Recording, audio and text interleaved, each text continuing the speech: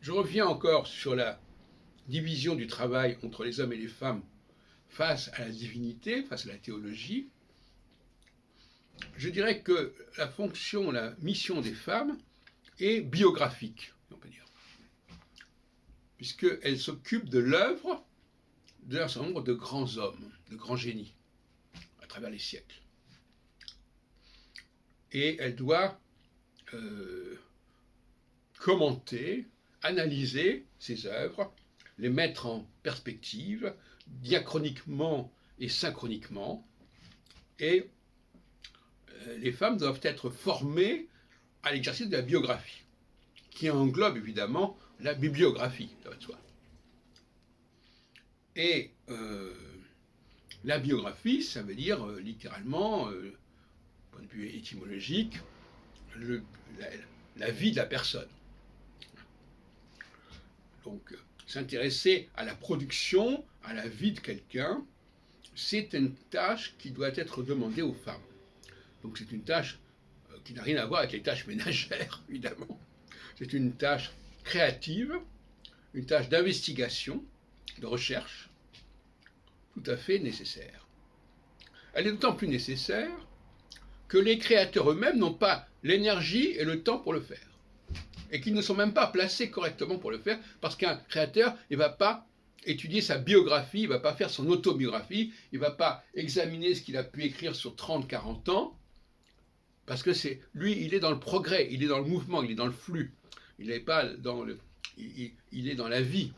La femme, elle est plutôt dans les choses qui sont déjà là, qui sont déjà arrivées, qui sont déjà advenues. Ce n'est pas du tout la même mentalité. Alors, dans la pratique, c'est pas comme ça que ça se passe, évidemment. Dans la pratique, il y a des hommes qui se croient obligés de fournir un produit fini. Vous connaissez ma théorie sur le F et le M. Les femmes et le fini, et les hommes et la matière première. Donc, ils s'échinent à faire un travail qui devrait être le travail féminin. Le travail féminin, c'est le travail de rassembler, de collecter, de classer, d'organiser le produit masculin.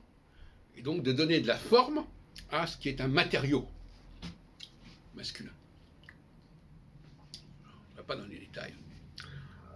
Voilà, donc le mariage, enfin le rapport de l'homme à la femme, c'est un rapport du créateur d'une œuvre et de ses commentateurs, de ses analystes. Alors, il ne doit pas être un rapport exclusif entre une personne et une autre personne. À mon avis, c'est un point de discussion, mais une œuvre peut se prêter à l'étude par plusieurs femmes.